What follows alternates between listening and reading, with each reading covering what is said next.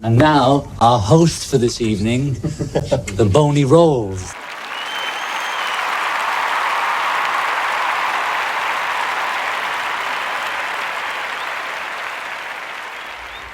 What up, demons? It's your boy. I'm back on my bullshit again. Bought 3 more Blu-rays at Dollar Tree. Long story short, I started buying Blu-rays at Dollar Tree mainly for the cases, and in my last Dollar Tree Blu-ray video, I wanted to see which of those 3 I was willing to keep, and I ended up keeping none of them. Well, I kept the cases for all 3, but none of the movies. So let's hope that one of these 3 ends up faring a little better. First up will be Ong Bak 2, The Beginning. First of all, before we go any further, I apologize if I mispronounce any foreign names or anything like that. I apologize in advance for that.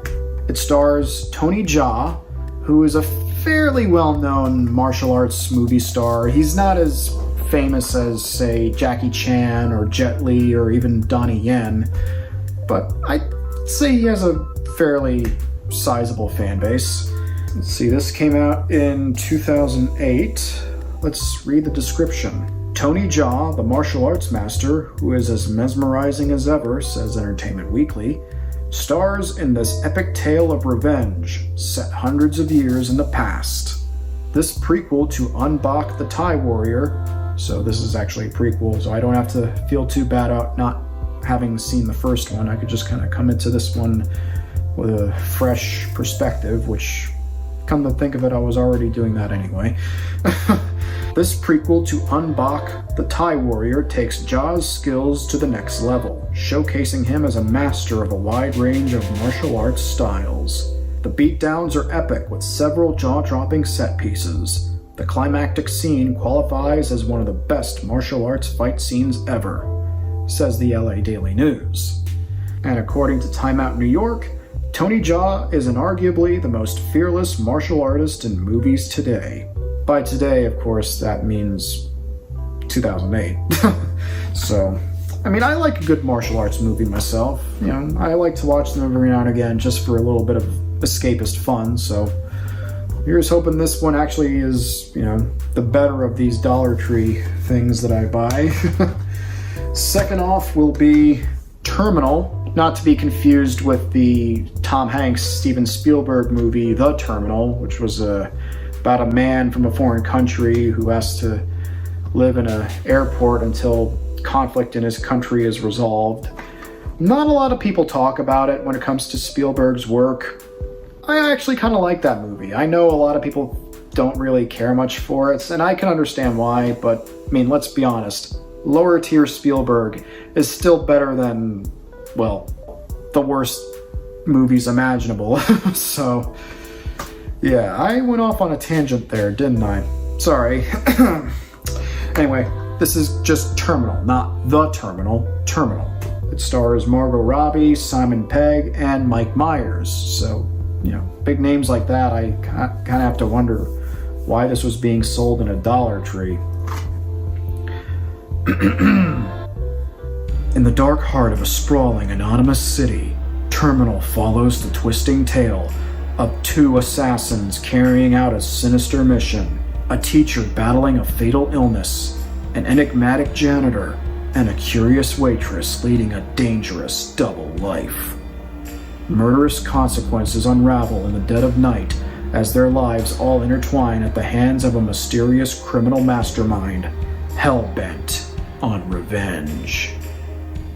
Looking at the back and also at the main cover, I'm kind of getting some sci-fi neo-noir vibes from this. Aesthetically similar to something like, you know, Blade Runner, although I don't think this is going to be as good as Blade Runner. Says that this came out in 2017. That was the same year that Margot Robbie was in I, Tonya, right? Yeah, same year as I, Tonya. So you'd think this would have gotten a little more attention.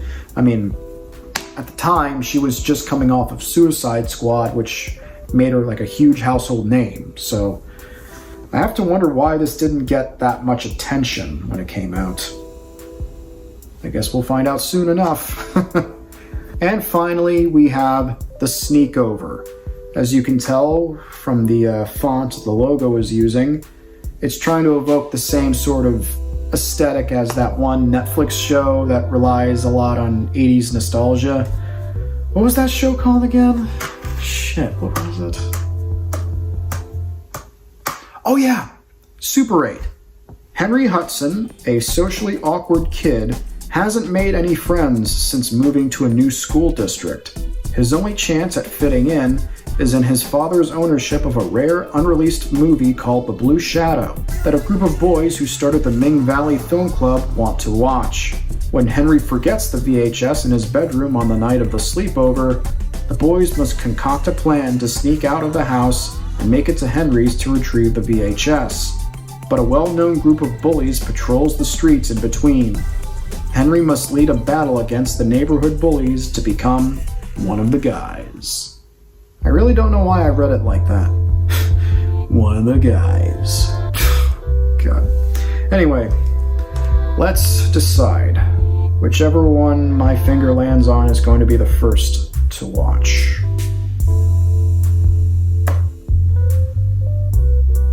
Alright, first up will be Terminal.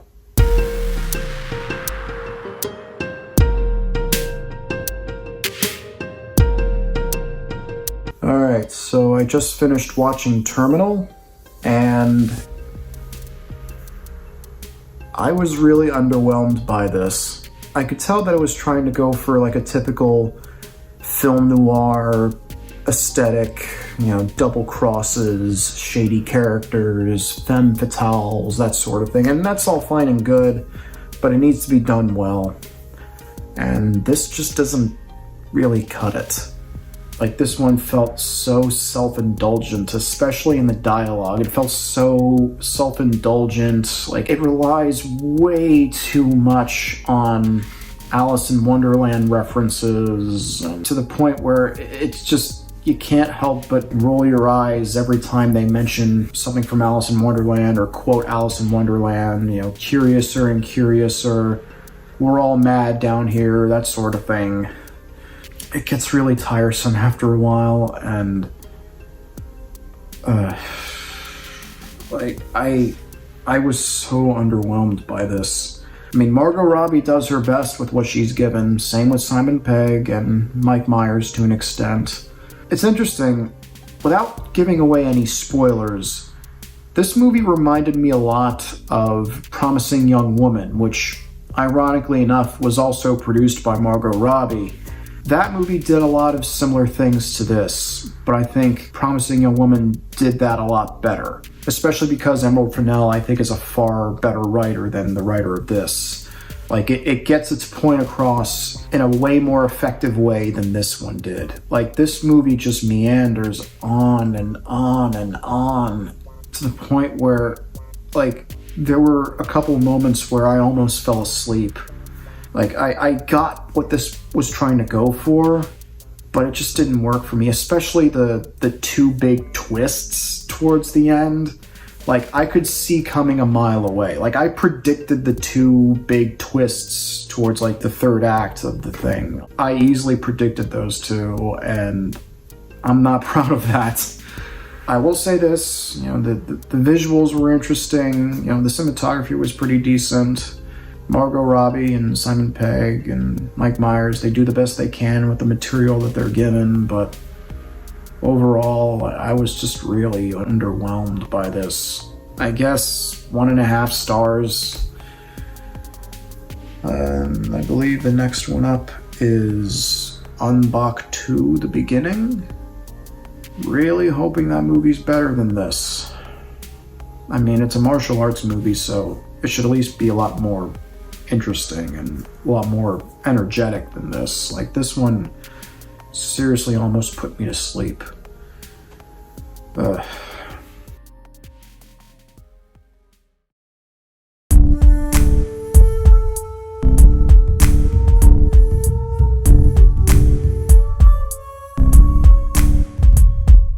Just so everybody knows, I'm a little congested right now because of allergy season, so If you're wondering why I sound a little different, it's because of that. But anyway, I did finally watch Ong Bak to the beginning. Of all the Dollar Tree movies that I've watched so far, it's definitely the best one.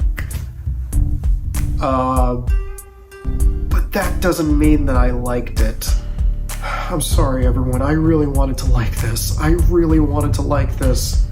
And look, I'll be nice.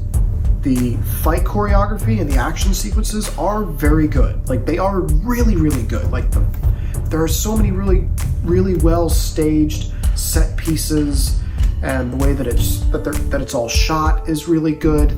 But it's one of those things where it just kind of comes down to the script, and the script just didn't really hook me, unfortunately. And look, I know a lot of people don't watch martial arts movies for the plot, but, you know, I guess I do. And yeah, this really, really disappointed me. It tries to get you emotionally invested in certain characters so that by the time it gets to the big finale and there's a major twist, it tries to hit you emotionally, but it doesn't really land. It really doesn't. It's hard to really talk about it without spoiling it, but I'll try to put it to you this way. When the most exciting thing about your movie is towards the beginning, where the main character as a child is kidnapped and then doused in blood and then thrown into this dirty, muddy water pit with a live crocodile inside, and he has to fight the crocodile. Like, when that's like the most exciting part of the movie and it's only 15 minutes in, then, you know, it all just kind of goes downhill from there. Again, don't get me wrong, all the other action set pieces and the fight choreography for those are very good. It's just that, you know, you peaked at, you know, crocodile in mud pit. So, yeah, I'm sorry. I'm trying my best to explain this fully, but it honestly doesn't give me that much to work with. Yeah, here's what I gave it on Letterboxd. That was probably me being generous, but, you know, again, given how low the bar is with these Dollar Tree movies, that's not really much of a compliment. Which brings us to our last movie of the day, The Sneakover. Honestly, that one can go either way at this point. Let's find out.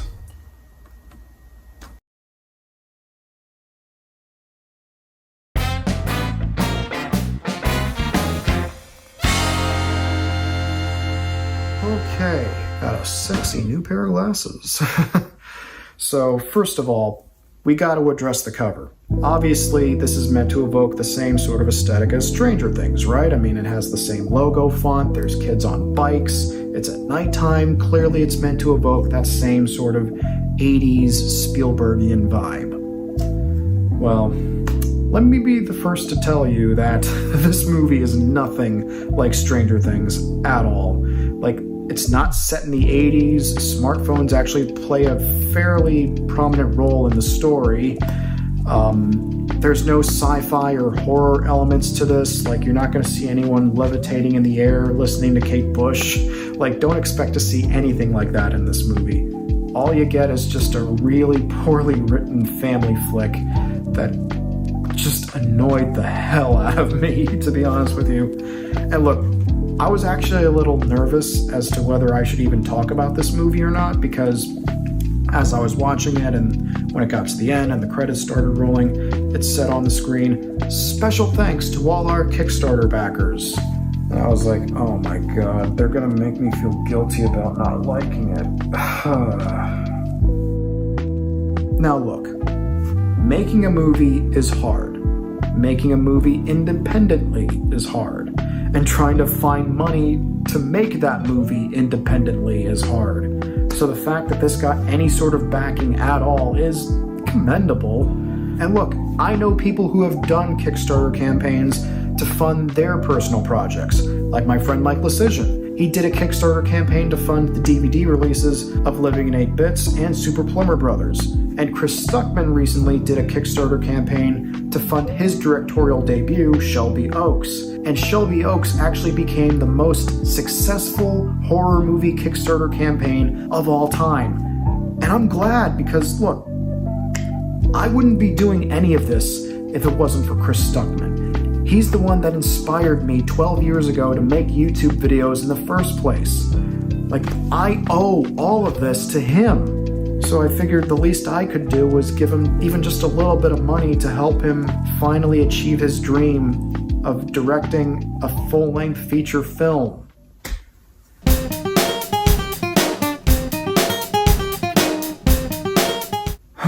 I feel like I got way off track here. Oh man, I'm sorry. I have a habit of doing that. But anyway, it really doesn't matter if you have a big budget or a small budget because it all comes down to the script. And if the script isn't good, then, well, you're basically just building a house of cards on quicksand. The end result is not going to be what you hoped it would be. When it came to the acting in this movie, it just kind of ranged from being okay to borderline mediocre. And you can't really fault the kid actors when it comes to that, because look, they were just working with what they were given. The four main boys are okay, I guess. There's Henry, Chip, Stats, and Stink. Doesn't take much to figure out what his whole deal is. I mean, this poor kid was like the movie's #1 source of fart jokes, which you'd think would have gotten on my nerves, but here's the thing. The fart jokes are probably the least annoying aspect of this movie. Like, what really annoyed me about this movie was the way it was telling its story. And by that I mean it had no goddamn idea how to actually tell that story. Like, it kept going back and forth on certain storytelling devices. Like, here's what I mean by this. The movie begins with the main character, Henry, talking to the audience. Now, obviously this is nothing new. Plenty of movies have done this before. Ferris Bueller, High Fidelity, Deadpool, of course. Like a lot of things, it obviously just depends on how you use it. But this movie takes it a step too far, in my opinion, because it's not just Henry that talks to the audience, it's almost all the main characters. Stink does it sometimes, as well as Chip, Stats, the older sister, one of their parents, and this random girl that isn't really important to the movie at all. Her whole thing is that she's this girl that Stink has a crush on, and there's a scene where he's at an ice cream parlor and she's there too with some of her friends, and he does something to try to impress her, and then she looks directly into the camera and starts talking to the audience. I just have to ask, why does she get a moment like this? You can make an argument for some of the other characters, but her? She's not important. She's not a main character at all. Like, I just don't get it. It's one thing to have the main character do that, but to also have the supporting cast do that too, including characters that aren't even important to the story, that's when it becomes really distracting and it takes you out of the movie. And it's not just this scene either. She gets another moment where she talks to the audience towards the end of the movie as well. I like to imagine that maybe she told her parents that she's not going to be in the movie for that long, so then her parents made a threat to the director to give her another scene to be in. I mean, it's the only explanation that I can think of. Listen, asshole, my little girl is in tears right now because she doesn't have much to do in this little movie of yours. Now you better give her more to do, or else you and I are gonna have a problem. Look, sir, I'm really sorry, but she's honestly not that important to the story that we're trying to tell. Not important? That's my daughter you're talking about. Now you better give her another scene to be in, or else I'm coming after you. Now, sir, there's really no need for you to shout. I swear to God, I will hunt you down and gut you like a goddamn fish. You hear me? Okay, all right. I'll give your daughter another scene to be in, I promise. Oh my God, these parents. What did you say? No, nothing, sir, nothing. Her new dialogue is being written as we speak. I personally guarantee you. For your sake, asshole, you better be, because I'm not kidding. I will end you have a nice day now. life.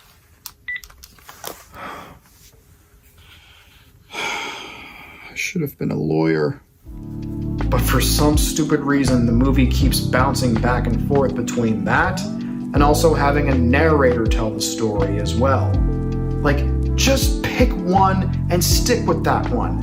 And if it's that hard to choose, then don't choose either one. By the way, the narrator might actually be the worst actor in this movie. Like, the way he reads the narration is in this really bored, flat tone of voice. You know how in grade school, during English classes or reading classes, the whole class would read a book together and then the teacher would call someone out to read aloud a couple pages, but then, the student that they usually choose doesn't like to read out loud, but they have to anyway, so they read it in a very bored, flat tone of voice, kind of like this. Foraging for any suitable materials, Jim settled on his mother's old felt coat, and as he leaned over the table in the Henson's living room, he sewed a simple puppet body with a slightly pointed face out of the faded turquoise material. For eyes, he simply glued two halves of a ping pong ball. Imagine this, but for a movie. In black on each, to the top of the head. That was it. From the simplest of materials. Anyway, the whole conceit of this story is that the four boys are trying to watch this rare, unreleased movie called The Blue Shadow. And, well, spoiler alert, once they finally do get a chance to watch it, well, you know what? I'm just going to show you the scene. Here is the scene of the four boys finally getting a chance to watch The Blue Shadow together. And when you watch this scene, listen closely, because I don't think they're watching something called The Blue Shadow.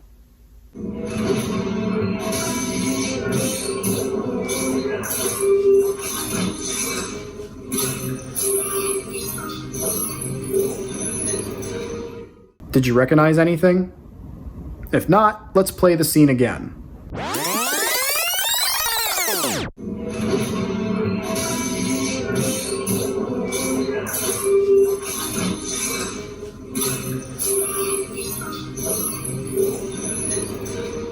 If you're still drawing a blank, then I'm just going to come out and say it. They're watching Spider-Man Far From Home, and that's the famous Mysterio illusion scene that they're watching.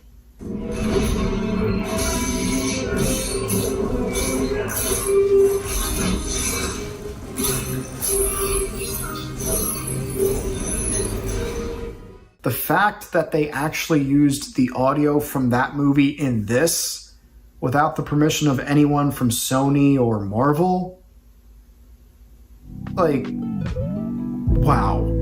And you know what? I guarantee you that the people who made this movie were probably hoping that no one would find out about this, that no one would notice. Well, surprise, motherfucker. I noticed. There's also a subplot with Henry's dad, who actually owns the Blue Shadow VHS that they're all trying to watch, and he's trying to impress his new younger girlfriend, who's British for some reason. It's pretty pointless, to be honest with you. Like, they could have just cut that whole subplot from the movie, and it wouldn't lose anything. I think I've spent enough time talking about this movie. Like, I have no more energy for this. Avoid this damn movie at all costs, people. I think I gave it on Letterboxd like a half star out of 5. Like, oh my god, it's so bad. Don't bother, okay? Don't be fooled like I was, alright? This movie is nothing like Stranger Things. Don't be fooled like I was. Avoid this at all cost. When I come back, we'll wrap this whole thing up and decide whether or not I'm gonna keep any of these or get rid of them all. Try and guess which one I'll do.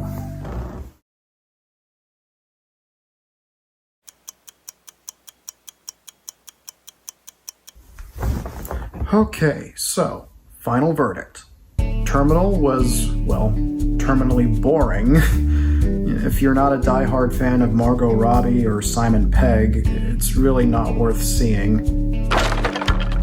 Ong Bak 2 The Beginning was easily the most disappointing of the three. Like, how can a martial arts movie be this dull? And while yes, it is still technically the best of the three that I watched for this video, that still doesn't mean that it's good. You were the chosen one! I was rooting for you! We were all rooting for you! How dare you!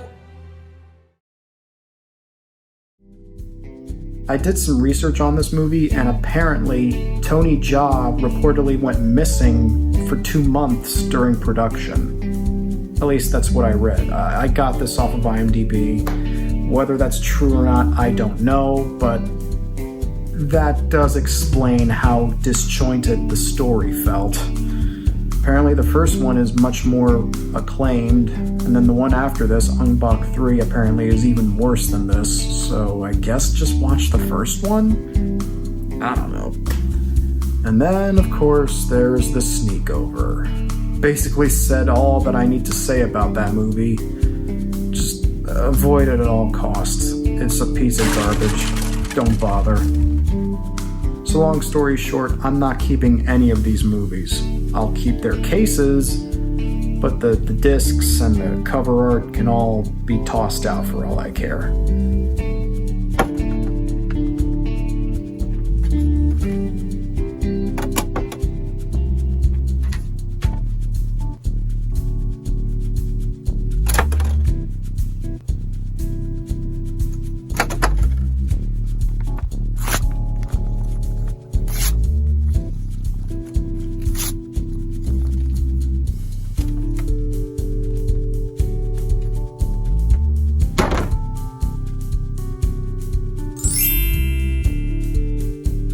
And if you thought this is the last time I'm going to be doing this, oh, you'd be wrong.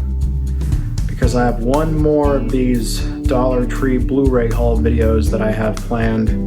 And instead of 3 of these, I'm watching 6. I'm not going to devote a whole lot of time on each of them, but basically whatever I have the most to say about, I'll focus on the most. But anyway, yeah. Look forward to that, I guess. By the way, if you are curious about watching Ong Bak 2 The Beginning, there was a digital copy code that came with the Blu-ray, so here you go, it's on me. Let me know if you've seen any of the 3 movies I've talked about today in the comments down below. And as always, if you like what you saw here, feel free to click that thumbs up button, share this video with your friends, and if you haven't already, please do subscribe. And don't forget to hit that little notification bell at the bottom too. That way you'll know when my next video will be up. Speaking of which...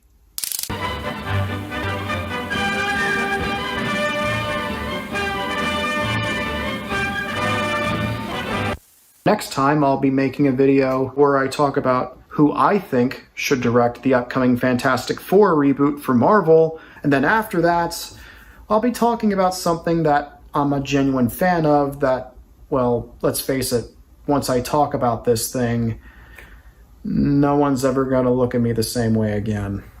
I'm not gonna lie, I'm a little nervous about talking about this thing. It's probably gonna be the most controversial thing I'll ever make. But you know what? I'm willing to take that risk. Looks to me that somebody's making a bigger deal out of this than they need to.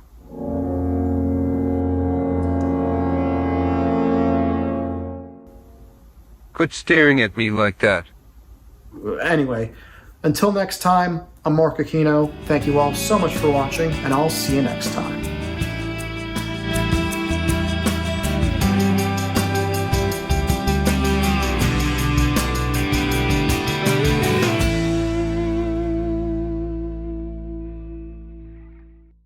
Don't forget to click below to subscribe to the official Marc Aquino YouTube channel.